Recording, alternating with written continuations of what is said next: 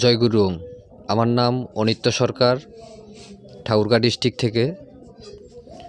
সর্বোপরি দীনদয়াল মহারাজের শ্রীচরণে অনন্ত কোটি প্রণাম। আমি গুরুদেবের কাছে অনলাইনে দীক্ষা নিছি। অনলাইনে দীক্ষা নেওয়ার পরে উনি যে মহামন্ত্র দিছিল, ওনার মহামন্ত্রে অনেক শান্তি, অনুভূতি এবং কি একাগ্রতা এটা পাইছি বাসার মধ্যে।